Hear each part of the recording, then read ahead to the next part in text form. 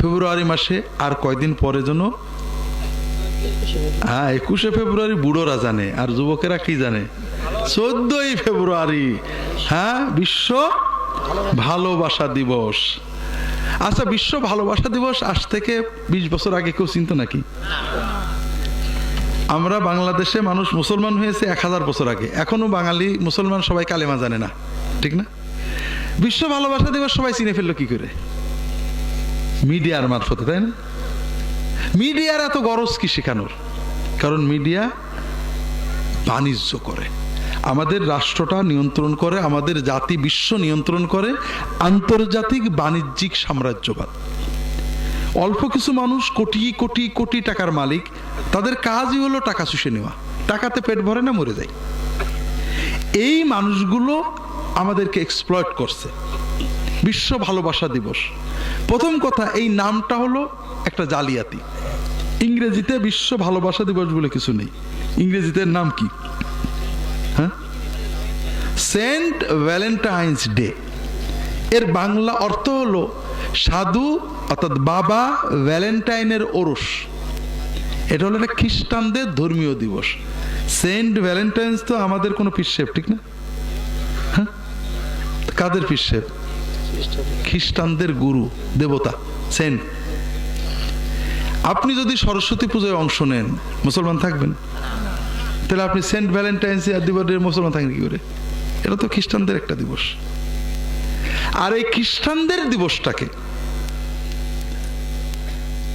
আমাদেরকে গেলানোর জন্য এর নামটা পাল্টে বিশ্ব ভালোবাসা দিবস। এটাও মিডিয়া, কথা বলছেন?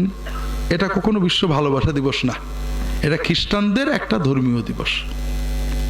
3 নম্বর হলো ভালোবাসা ভালো জিনিস। ভালোবাসা দিবসে কেউ কি বলে যে মাকে ভালোবাসতে হবে, দেশকে ভালোবাসতে হবে, গরিবদেরকে ভালোবেসে তাদেরকে কিছু টাকা দিতে হবে, বলে নাকি? কারণ এই ধরনের কথা বললে, যদি ভালোবাসা দিবসে আমরা পিতামাতার ভালোবাসার কথা বলি, দেশের ভালোবাসার কথা বলি, গরিবের ভালোবাসার কথা বলি, তাহলে তো আমাদের স্বাধীনতা সার্বভৌমত্ব নষ্ট হয়ে যাবে, ঠিক না? ঠিক।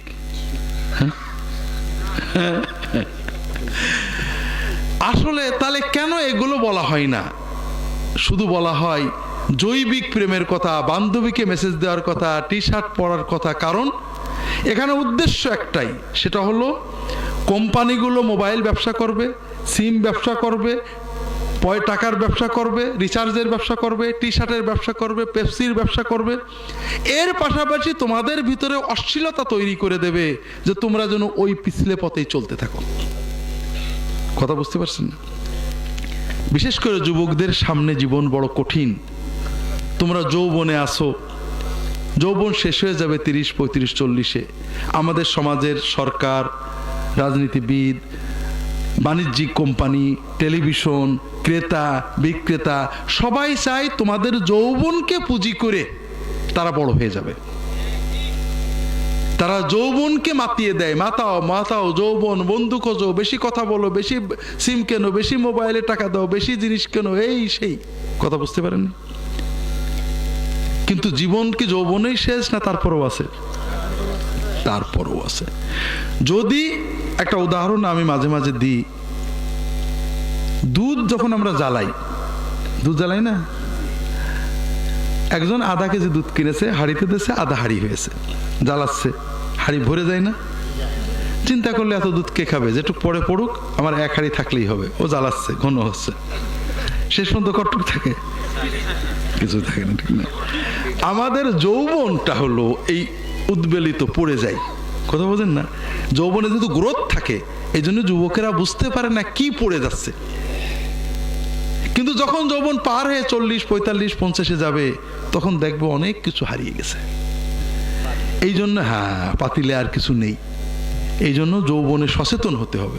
তুমি যদি যৌবনকে উপভোগ করতে চাও, কোনো কিছু শোনা লাগবে না, যৌবন আনন্দেই যাবে।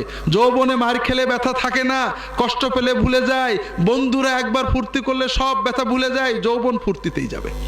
কিন্তু তুমি যদি যৌবনের পরে জীবনকে ভোগ করতে চাও, 40 শুধু নয়, 50, 60, 70, 80 সেই জীবনটা তুমি সুন্দর করে কাটাতে চাও, তাহলে এখনই সচেতন হতে হবে।